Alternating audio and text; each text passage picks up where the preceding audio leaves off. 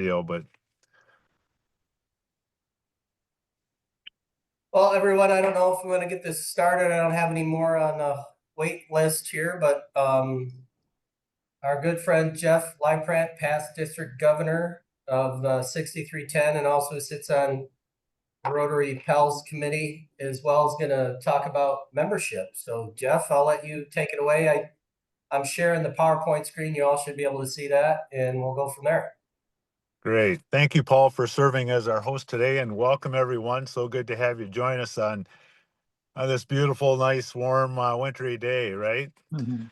Um, so I'm really excited. I am also have the privilege and the opportunity to serve on the district membership committee, and so hence I have the privilege of talking about membership ideas, different thoughts that I've developed over the years, and so I'd really appreciate the chance to share them with you. If you have any questions, I will certainly welcome those as we go here. Um, so you've got the first slide in front of you. We're going to spend a little bit of time talking about four primary topics. One, and I think from my perspective, they all kind of tie in and relate to membership success in the club. And one is meaningful meetings. The second topic would be prospective member engagement, and then current member engagement, and then this idea called alumni or friends. And so we'll flesh that out a little bit as we go.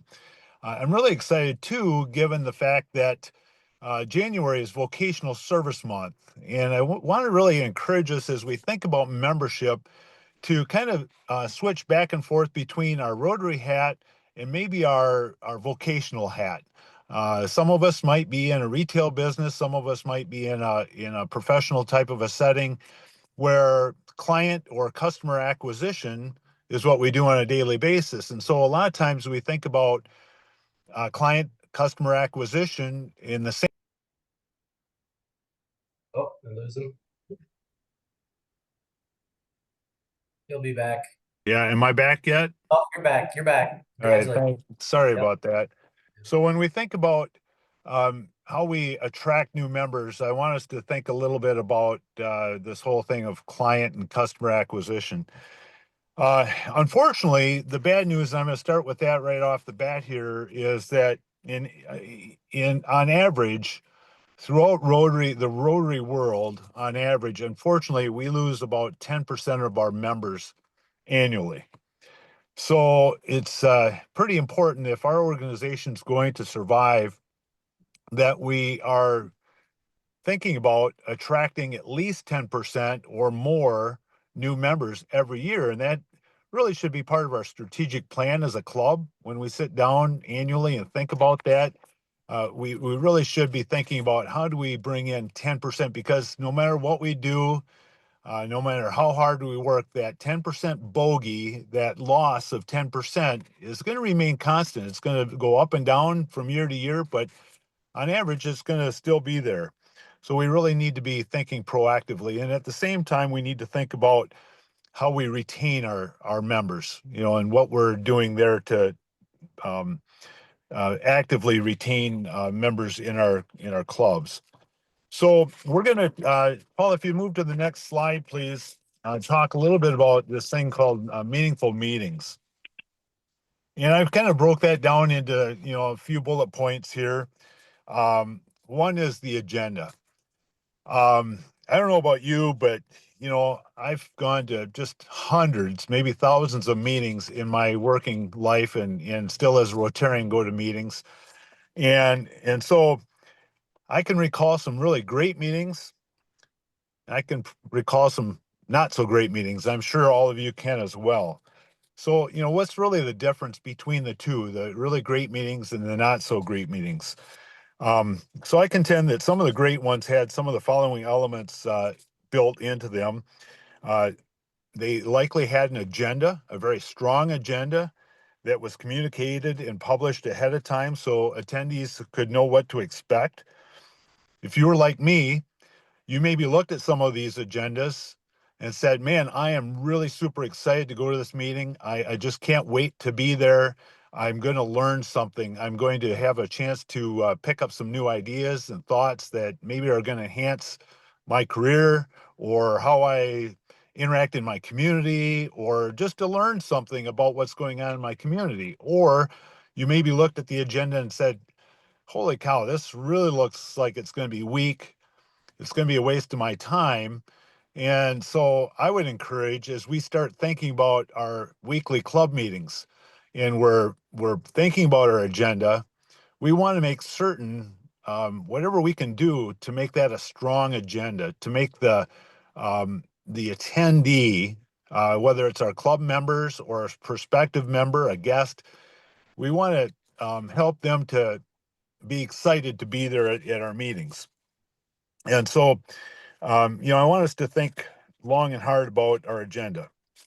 The next thing is, how are we promoting our agendas? Are we doing it that through a weekly newsletter, through social media? Paul mentioned before the call started the use of WhatsApp. Now, I in particular don't use WhatsApp, but I know it's a popular tool out there. And I think we can really adequately promote our upcoming meetings through WhatsApp. And the other part of that too is, as we're thinking about promoting our guest speaker, if you will, it allows the club members to start really thinking about, well, maybe I know somebody that might be interested in this subject matter. Maybe I want to invite a guest. And so we start thinking about that. And then we want to start thinking about um, when we have guest speakers,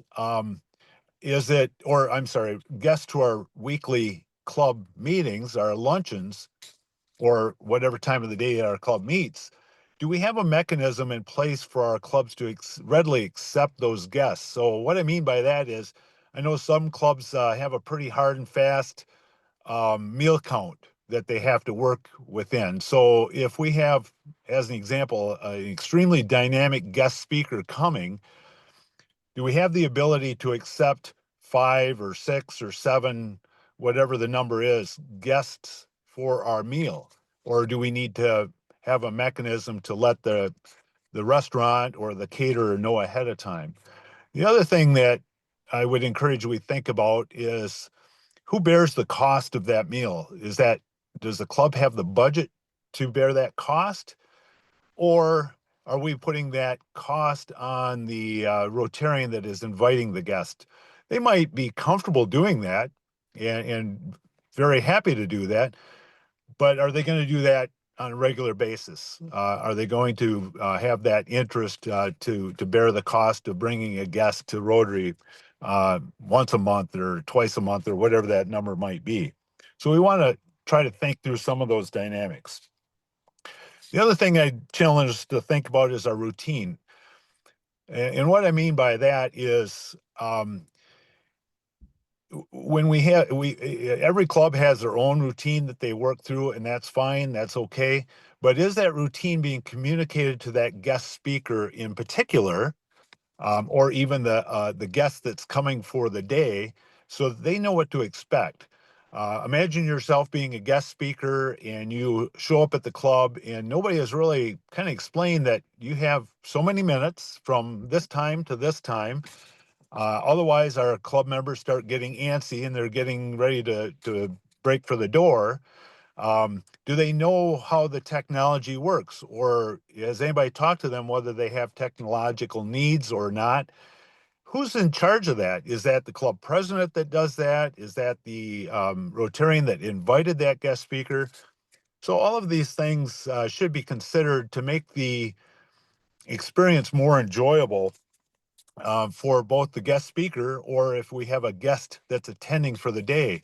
I know a lot of times we've had guests in our own club that kind of come in and everything's foreign to them. They don't know how the routine works. That we have sergeants that get up and extract and extort dollars from our club members.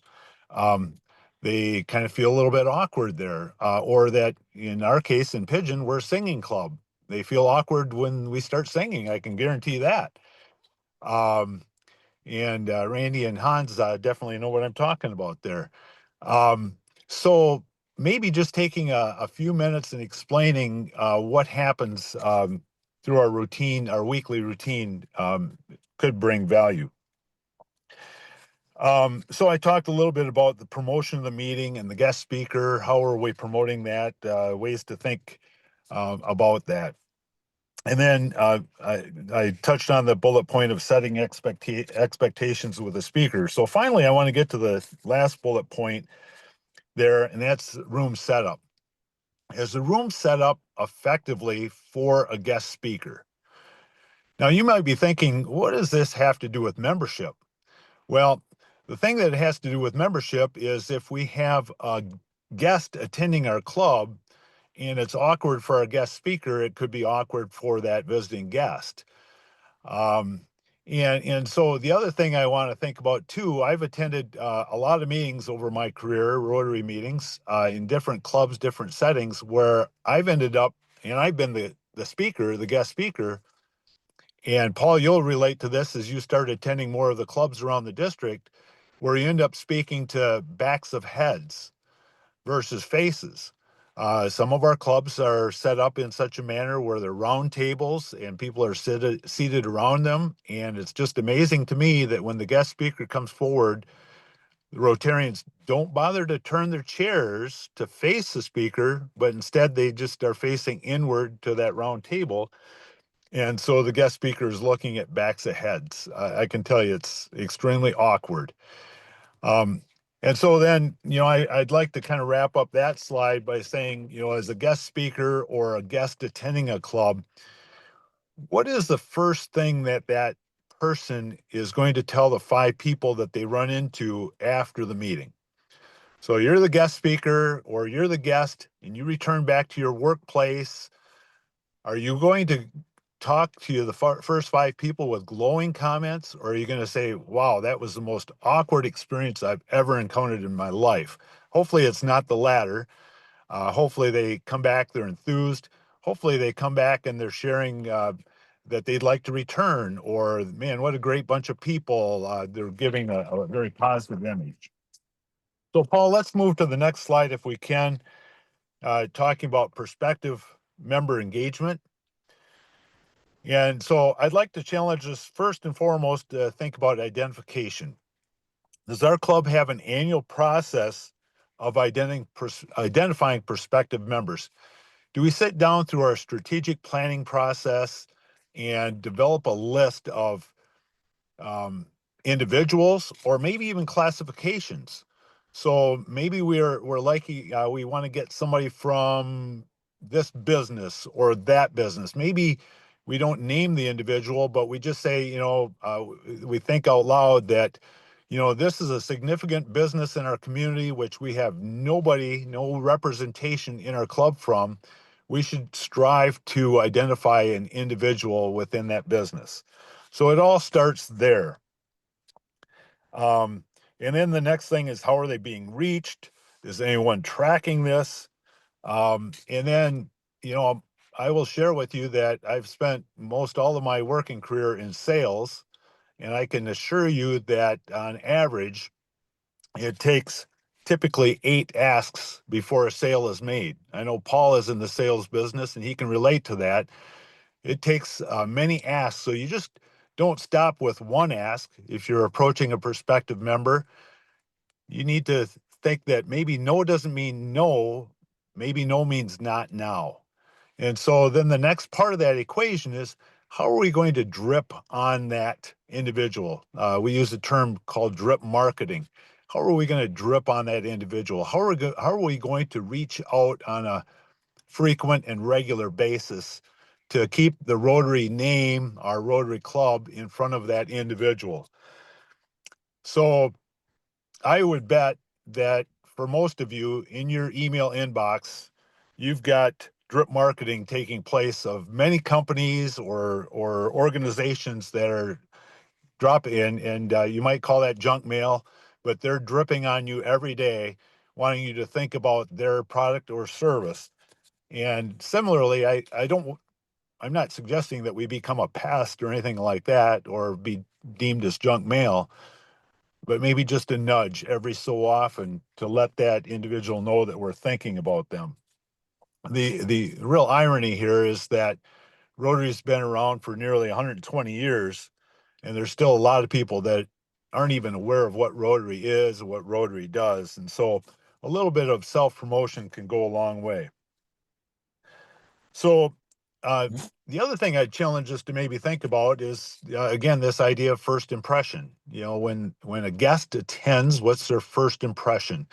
When they walk in the door, is there someone that greets them, that welcomes them, that invites them to sit by them, or are they left alone?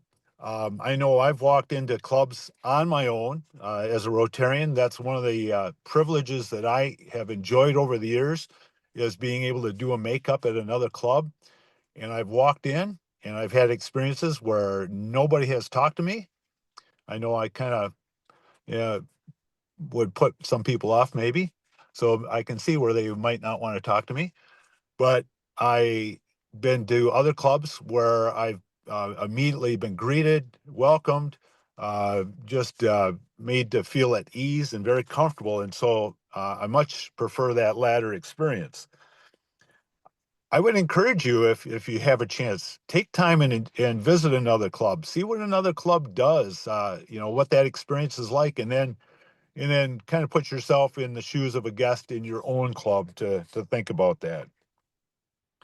Um, and then what's the follow-up look like? If a guest attends our club, who's in charge of following up with that person? Is it the Rotarian that invited that guest, or should it be somebody on our membership committee? Should that uh, should the membership committee, and it can be both actually, but should the membership committee have some role in that so they can kind of keep track of where that prospect is in the process? And then finally, assuming that we have a guest that becomes a Rotarian, what does our new member induction or orientation look like? Do we have a formalized plan in place? Now, for our club, I'm really excited. Our current president, Randy Ofson, who's on this call, has really stepped up in my mind in this year during his term to formalize the induction process. Instead of just calling someone forward and saying, yep, hey, welcome, you're a new member, he's really made it a significant process. And he has a script that he follows. And quite honestly, I think part of that script was borrowed from another club, of a club that I attended. In particular, the Bay City New Club has done a tremendous job formally inducting a new member and getting the club involved in that process. It's a joint effort.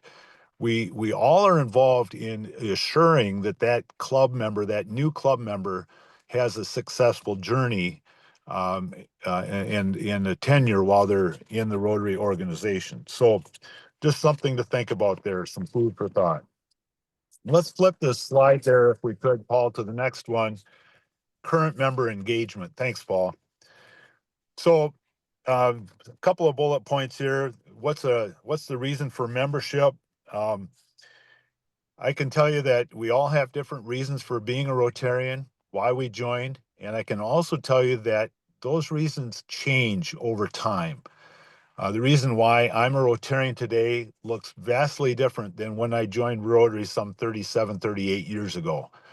When I was a new Rotarian, I was wet behind the ears, just new in business, and I was like a sponge. I wanted to soak up all I could from the professional people, like-minded community people that were joining together every Monday, coming to a Rotary meeting, a Rotary lunch. I just was a sponge soaking up their knowledge. And I oftentimes tell people that my dues that I paid as a Rotarian back then, I considered that tuition. We pay tuition to go to college. Why wouldn't we pay tuition to learn from industry leaders within our community? And I've developed so many principles for that applied to work and community service. I've been blessed by wonderful role models throughout my career, and I think most of you would agree with that as well. So then the next bullet point is, are current members active? If a club member is not active, they will feel disengaged, and the next thing you'll see is they'll start slipping away. They might be absent for a meeting or two, and then it turns into 3 or 4. And so, their attendance is affected. They start to feel as though, there's other priorities kind of creep in. Rotary is no longer the priority it used to be. I've seen that happen time and again. And the thing I would encourage you to think about here is, there's someone in your club that's taking the role, taking the lead to follow up with that AWOL Rotarian, if you will. Um, are they reaching out and saying, hey, you've been missed. Hope everything is all right in your world. We'd love to see you. If there's anything we can help you with, whatever it might be, that personal touch, just to let Rotary, our absent Rotarians know that, they're important to us. A quick little anecdotal story here, and it's rather a tragic story, but a friend of mine who's no longer with us, uh, he lived alone, didn't have any family, lived alone. He had a medical incident. He was absent from his Rotary friends, actually, for just a couple of days. They would reach out and just see how he was doing. Just they'd call him, they'd text him, reach out. And after he was unresponsive, they decided they'd go to his house. They had to break his door open. They found him in a severe medical situation. And had it not been for his Rotary family, he would have probably laid there much, much longer. And so we were thankful that he had Rotary friends that reached out to him and found him in his state and his condition. So sorry, it was kind of a sad story, but I think it's a very telling story of how important our Rotary connections can be. So, taking the next step, and what I mean by that bullet point is asking our Rotarians if they've been kind of coming to a weekly meeting, have we been leveraging their skill sets? Do we know what their skill sets are, and have we been leveraging them in bubbling up their leadership to the next level? Um, I can tell you this, one of my observations over the years and experiences is that if you are leading Rotary, or any organization for that matter, and you ask for volunteers, I think you can all relate, oftentimes it'll be crickets. Uh, People will sit on their hands and they won't raise their hand, they won't make eye contact. And so you end up with nobody taking charge on whatever the topic is or the need is. However, if you flip the script and you, as a Rotary leader in your club, identifies that someone has that special skill, that spark that you're looking for, think about tapping them on the shoulder directly and asking them directly, would you be willing to chair this project, or take charge of this event, or whatever it might be? Number one, the worst they can do is tell you no. Number two, they're going to probably feel like, holy cow, somebody thinks that I have what it takes, that I have the skill to do X, Y, or Z. Um, I can assure you that they're going to become a much more committed Rotarian in the long haul. So that's something just to kind of think about and food for thought if you're in a leadership position in your club, just to move forward. Well, I'm going to go quickly through the last slide, Paul, because I know we're running close on time here, but that last slide is alumni and friends. And again, it comes back to sort of the drip marketing. Paul, if you want to move it forward to the next slide, please. There you go. Let's see, the last one. Yep, there you are. You got it. So first off, who are alumni? Alumni are anyone that's been connected to our club in a manner of form. So it might be a past Rotarian, someone that was in the club that maybe dropped out for various reasons, maybe work obligations, family obligations. Maybe they just opted to take a break. It might be someone that went on an exchange experience, youth exchange, or a leadership type exchange. It might be someone that is in Interact or Rotaract. We have a lot of clubs that have Interact clubs. And then the next question becomes, when they graduate from high school, what happens to that student? Are we getting them involved in a Rotaract club? Are we encouraging them to be involved in some way, shape, or form? So anyone that has had a connection to Rotary is considered alumni, and would make good sense to stay in touch with them. Um, whether it's email or we invite them to join our Facebook page or whatever it might be, um, it might be good to just kind of formalize that connection. And then friends, I put that under there because we may have someone that attended as a guest. We may have a guest speaker that attended Rotary. Um, they would be considered friends of Rotary. How do we stay in touch with them and just kind of keep them plugged into what's going on with our club? They maybe attended and the timing wasn't right. Again, it goes back to earlier discussion of how do we continue to drip on them. So a lot going on there. I think Club Runner has in fact a place to capture friends. Um, and stay in touch with them. It might be something you could consider. So a lot going on here, and I hope that this discussion has kind of stimulated your thought processes to some degree. Paul, I'm going to open it up for questions. How's that sound? That sounds good. I actually have one, Jeff. You bet.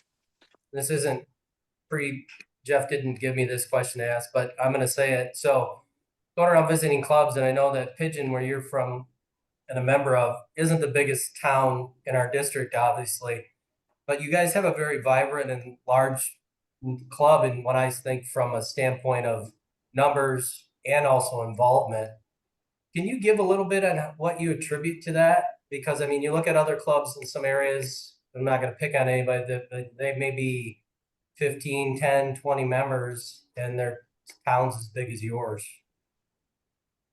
Right. Yep. So we're blessed. Truly, we've got a town of 1,200. We have more people that come into work in Pigeon every day than what live there. And I think we've currently got 47, 48 new members. Our most recent member just joined because he attended one of our wine tastings.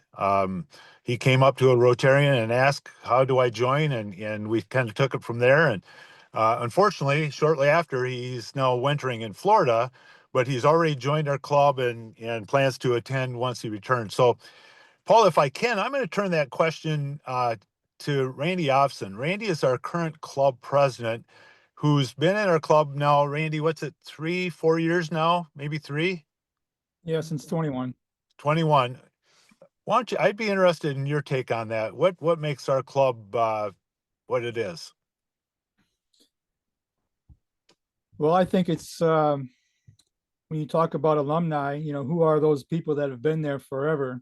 The guys that came before us are very instrumental in keeping this club running, and they reach out. They have a lot of contacts, a lot of friends, and they don't sit back. They're very active. We're very fortunate in that way that no matter how many years they've been here, and some of them have been here, we jokingly say since Abraham Lincoln, but they continue to see the quality of type of people that we need. They continue to see how important it is. They take part in any of our functions. They're friendly. They reach out, and it's really making contact when Jeff's talking about all these members and all these things to draw people in.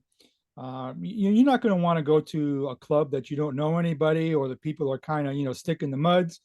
And we are very fortunate that we have a very vibrant club because of those people that have come before us.